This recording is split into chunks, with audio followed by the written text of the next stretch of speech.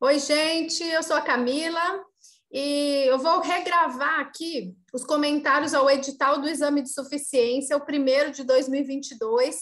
As provas estão previstas para o dia 15 de maio e eu fiz uma transmissão ao vivo no sábado, ontem. Só que eu tive um problema com o link e não consegui compartilhar a tela.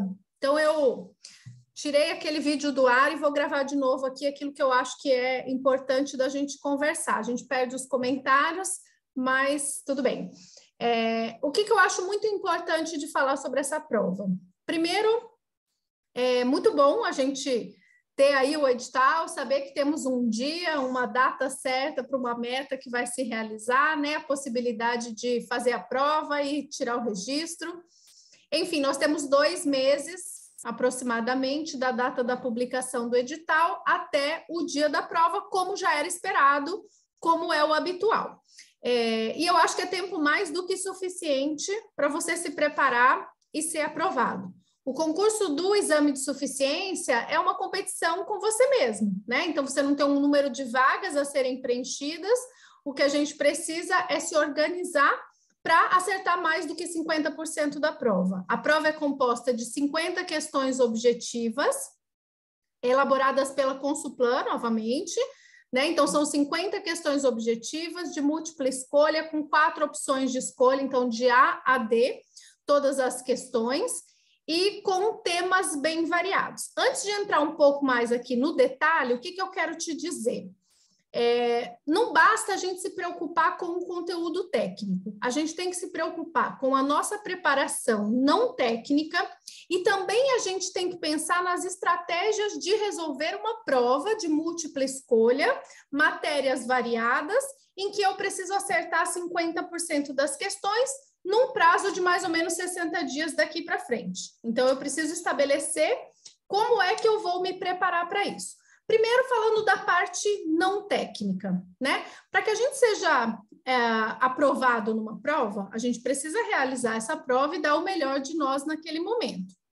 O que eu observo nesses 15, 20 anos aí que eu preparo pessoas para fazerem concursos dos mais variados tipos, que um corpo precisa estar vivo antes dele começar a estar concentrado, antes dele estar focado, antes dele estar pensante. Então, assim, se você vai para a prova depois de uma sequência de dias em que você não está dormindo adequadamente, em que você não está se alimentando adequadamente, inclusive porque às vezes chega nos finalmente, dá aquele desespero, aí todo mundo começa a estudar loucamente para a prova, revisar matérias, ficar horas e horas a mais na frente do computador, na frente do livro, num super estresse. O que acontece é que fisicamente você vai estar debilitado. E aí, uma pessoa fisicamente debilitada, ela vai ter dificuldade de ficar sentada várias horas na frente de um caderno de provas e pensando e se concentrando e dando o melhor de si na prova. Então, cuidem disso. Cuidem de fazer um planejamento de como é que você vai se preparar. Encaixa o seu estudo dentro da sua vida, daquilo que é possível. Claro que a gente tem que dar um gás, claro que a gente tem que fazer um esforço, um sacrifício, às vezes dedicar umas horas a mais nessa reta final. Mas isso não significa que você vai fazer isso a ponto de te adoecer ou a ponto de prejudicar a tua performance lá no dia. Então, ter limite para cima e para baixo é fundamental, tá? Outra coisa, quando você vai fazer uma prova, você não está no controle.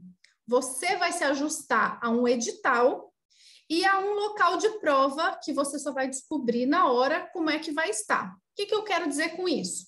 Pode ser que você chegue lá e a sala seja barulhenta, pode ser que esteja calor, pode ser que esteja frio, pode ser que a pessoa da sua frente balance o tempo todo na cadeira, pode ser que a sua carteira seja apertada, que você seja canhoto e chega lá na hora e demoram para achar uma carteira para você.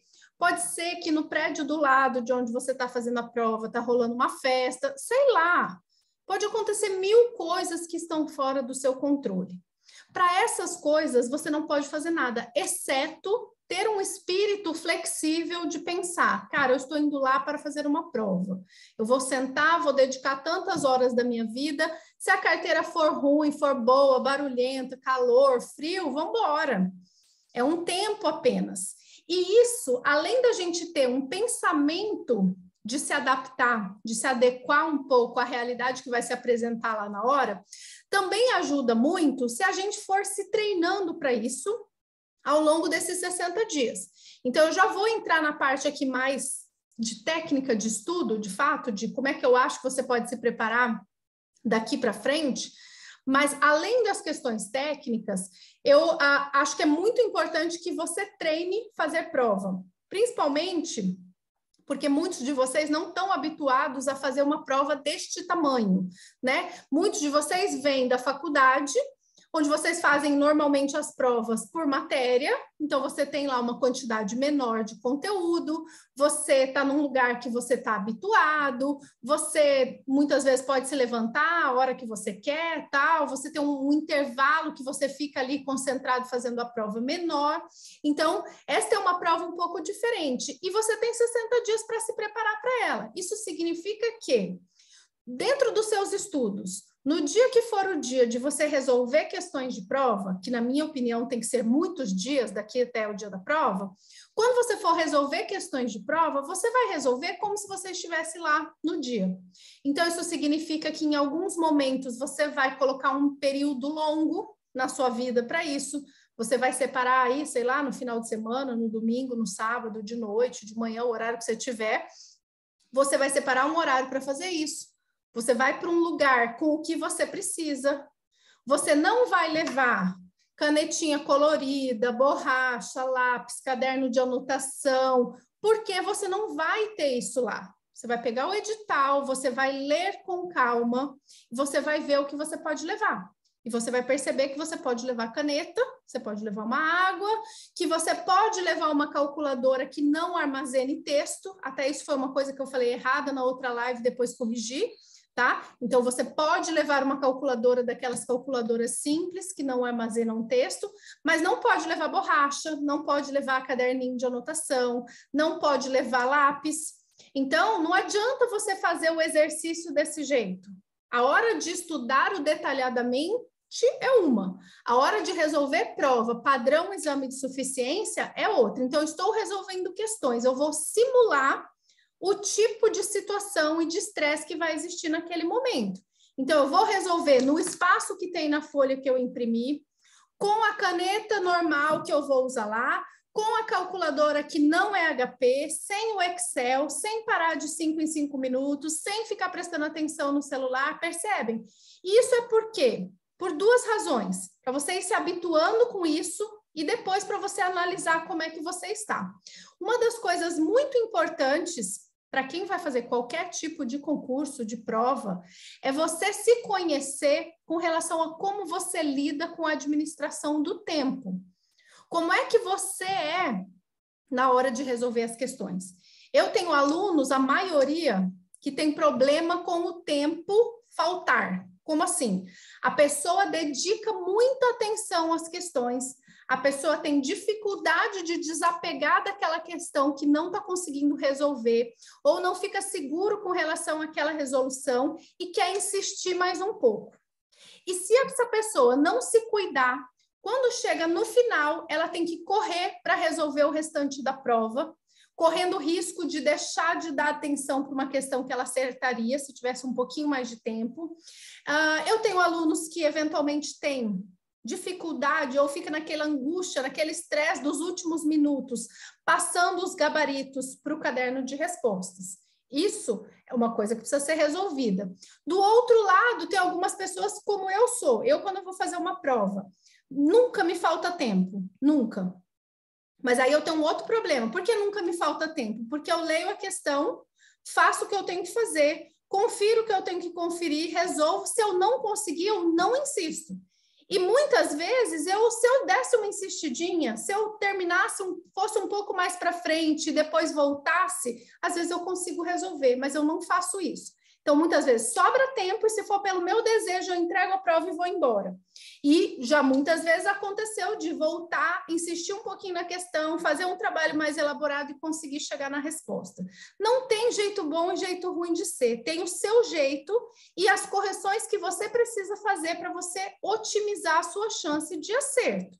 Então, se você é uma pessoa que sabe que, em geral, te falta tempo, você sabe que tem 50 questões, você sabe o tempo da prova, você sabe mais ou menos quanto tempo você pode gastar em cada questão. Quando você vai fazer teu simulado, quando você vai fazer as questões, você vai marcar o tempo. Quanto tempo começou, que horas que você começou, que horas que você terminou, quanto tempo você gastou por questão, se isso é compatível com o que vai acontecer no dia da prova ou não. Estou gastando muito tempo em questão, então você sabe que você vai ter que acelerar. E acelerar significa que você vai sair deixando coisa para trás? Não, significa que você vai percebendo que naquele momento que você começa a insistir num negócio que não sai, não tá bom. Você deixa aquela questão e vai para a próxima. Você resolve tudo que você tem segurança de fazer primeiro, passa para o cartão de resposta e depois você insiste naquela meia dúzia de questões que ficou para trás. É uma técnica. Uma pessoa como eu não tem esse problema, mas eu tenho que exercitar outra coisa, que é falar, não vou embora ainda.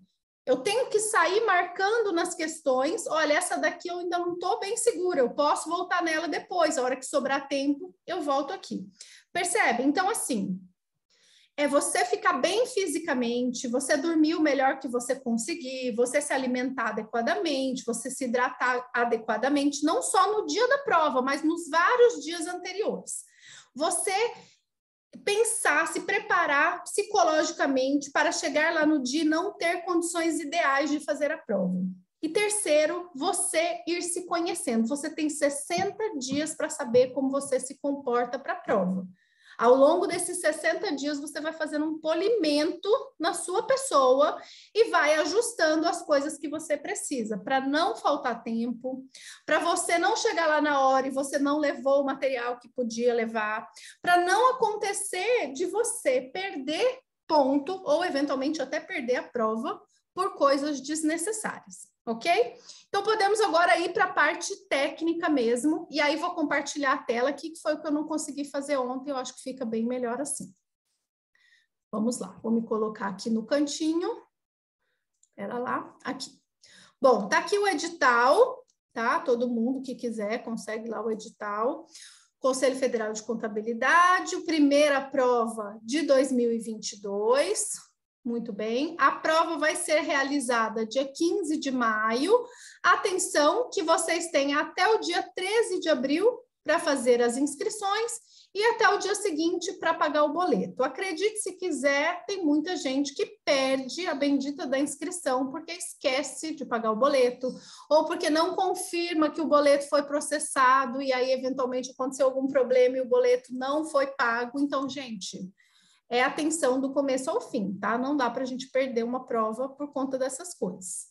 Muito bem, vou lá no conteúdo, que é a parte onde eu quero chegar aqui. Espera lá. A gente tem uma lista de assuntos, né? De matérias. E a informação de que são 50 questões objetivas, todas valem igual, então 1 ponto para cada uma, e a gente tem que acertar metade, mais da metade, né? 25 ou mais. Bom, assuntos: contabilidade geral, contabilidade de custos, contabilidade aplicada ao setor público, contabilidade gerencial, controladoria. Noções de direito e legislação, matemática financeira e estatística, teoria da contabilidade, legislação e ética profissional, princípios e normas brasileiras de contabilidade, auditoria contábil, perícia e língua portuguesa aplicada. Para quem nunca viu um exame de suficiência, a hora que pega isso daqui, tem vontade de sentar e chorar, né? Acontece que, se você começar a olhar as provas anteriores, você vai ver que isso aqui, ele é um direcionador, mas não existe um equilíbrio entre essas questões. O que significa o seguinte, você tem que acertar metade. Vou pegar aqui, eu fiz algumas anotações da prova, a última, e que é muito parecida com as anteriores. Você tem 2 questões de português. Você tem, acho que 2 questões, se não me engano, de legislação. Você tem... Quer ver aqui? Você tem 4... Deixa eu contar aqui se eu deixei passar alguma. Acho que 3 questões ou 4, pode não ser exato esse número que eu estou falando aqui, de contabilidade pública, 4 questões de perícia, 4 questões, 3 ou 4 em média, de ética profissional e todo o resto de contabilidade, que inclui aí geral, contabilidade eu quero dizer privada, societária, comercial, que inclui aí a geral de custos, gerencial, que eles chamam aí, e os princípios contábeis. Então, o que acontece? Essa altura do campeonato, você vai ficar estudando direito penal? Você vai ficar estudando português? Na minha opinião, não. O que você vai fazer com relação a essas matérias? Você vai pegar as provas anteriores, vai ver o que foi perguntado, vai ver a resposta e vai passar para frente. Por quê? Porque você precisa acertar mais de 25 questões. Onde você vai se concentrar? Naquilo que é o que você aprendeu na faculdade e naquilo que cai, assim, disparadamente na frente das outras coisas.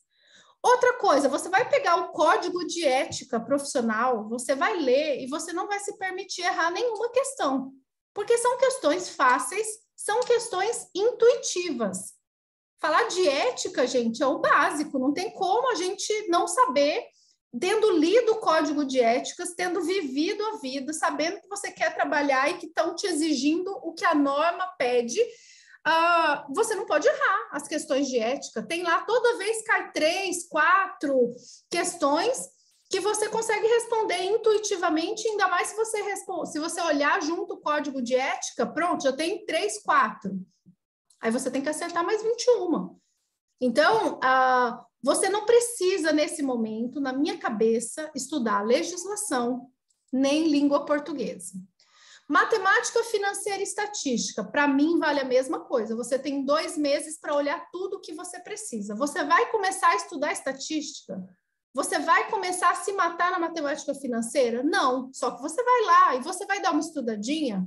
Como é que funciona? Juros simples, juros compostos e tabelas de amortização. Isso aí, gente, com 1h30, 2, pegando a aula minha ou de qualquer outra pessoa aí que explique isso, aplicando isso às questões que costumam cair, está resolvido. Mas e se eu não acertar 100%? Ok, eu estou te dando aqui uma sugestão com relação a, pensando assim, temos 2 meses daqui para a prova, preciso de uma estratégia. Se você falar, eu quero acertar todas, aí é outra história. Eu estou te falando aqui, para você passar, o que é o mínimo que você tem que fazer? Acertar as questões de ética, dar uma olhada nas questões dessas matérias específicas de provas anteriores e concentra nas questões que envolvem contabilidade geral de custos, princípios contábeis. Estas questões, gente, são parte do que vocês estudaram durante os últimos 4 anos. Acontece que lá na faculdade, normalmente, você não é ensinado a resolver questões relacionadas a esse assunto da forma como isso aqui é te cobrado. A forma como é cobrada aqui é muito parecido com como a contabilidade é cobrada nos concursos da área fiscal, da área policial, dessas carreiras. E isso é muito habitual nas provas do exame de suficiência, muito regular nas provas dos exames de suficiência. Então, o que você vai fazer? Você vai pegar os assuntos que mais caem, vai estudar a partir das questões. Então, você não vai começar tudo de novo e estudar a sua faculdade inteira. Não, você vai estudar aquilo que é necessário em cima dessas questões. Então, é praticamente certo que vai cair uma questão de fluxo de caixa. É praticamente certo que vai cair 1 ou 2 questões de demonstração do resultado do exercício. Alguma coisa de estoques. Quando a gente fala de custos, vai cair custeio por absorção, vai cair custeio variável, vai cair alguma forma de você estabelecer qual foi o lucro, qual foi o resultado de uma operação em que você tem que fazer o custo. Eu tenho bola de cristal? Não, eu tenho o histórico das provas. Eu tenho o histórico dessas provas e todas as provas de concurso dos últimos anos que cobram essas matérias. E acreditem, as questões são meio parecidas. Vai cair mobilizado. Alguém vai mandar você fazer depreciação, vai mandar você fazer teste de recuperabilidade. provavelmente alguma questão de ajuste a valor presente. Então, tem uma média das coisas que costumam cair e, principalmente, um formato, um jeito que essas questões normalmente são cobradas. É nessas questões que você vai se concentrar, tá? Então, tem questão, normalmente, de ciclo operacional, de alavancagem, de índice de liquidez, que eles colocam dentro dessa contabilidade gerencial. São questões sempre muito parecidas. Eu vou abrir a prova aqui, só para vocês terem uma ideia. Vamos ver aqui. Olha lá, a última prova, que foi a segunda edição de 2021. Vou passar rapidamente aqui, hoje não vou resolver questão, só estou comentando esse edital, tá? Então, olha aqui. Primeira questão, uma questão sobre despesa de depreciação. Segunda questão, fluxo de caixa. Toda vez cai assim, gente, toda vez. O cara te dá um balanço, te dá uma DRE, te dá uma outra informação adicional aqui e te pede caixa da atividade operacional, caixa da atividade de investimento, sei lá, muda a pergunta aqui e os numerinhos. Mas o estilo é o mesmo. Toda hora tem uma historinha que alguém compra uma máquina, se era à vista, se era prazo, pagou frete, gastou com instalação, fez a depreciação, e aí X anos depois você tem que responder qual é o valor da máquina ou qual é o valor da depreciação. Aqui, uma questão de reservas, de destinação do lucro. Depois a gente tem aqui uma questão que faz um comparativo de regime de caixa e regime de competência, e assim sucessivamente.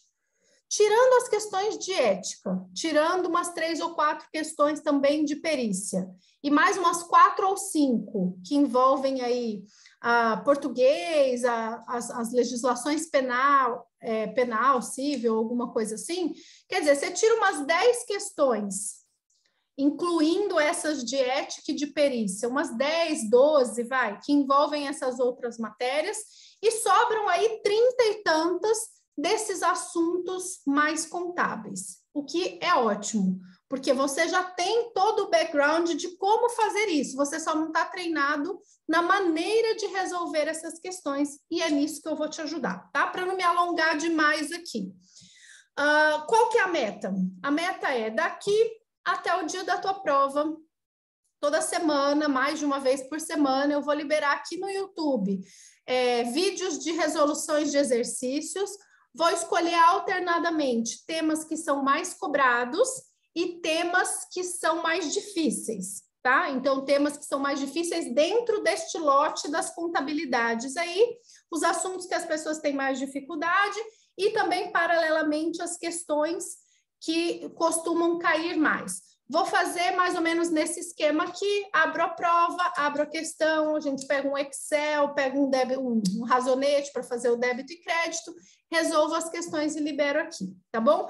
Além disso, eu começarei no dia 22 de março, uma turma de resolução de exercícios que acontecerá às quartas-feiras à noite, todas as quartas-feiras à noite, 1h30 mais ou menos, de aula para a gente resolver um simulado que eu vou enviar na semana anterior. Essa é uma turma paga, vou deixar os links aí.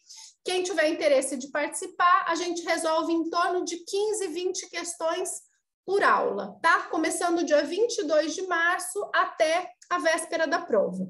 No dia 15 de março, que é agora nessa semana, na quarta-feira, eu vou fazer uma aula dessas aberta. Tá? Então, se você tiver interesse de participar dessa aula aberta, eu vou deixar o link aqui, você vai lá e se inscreve. Essa aula aberta é gratuita, não tem nada a ver com o curso pago, é só para você conhecer o modelo, tá? Você se inscrevendo, vai ter lá disponível o material para você fazer o download, para você baixar o simulado, a gente começa a aula já resolvendo as questões que você teve tempo de olhar depois, tá bom?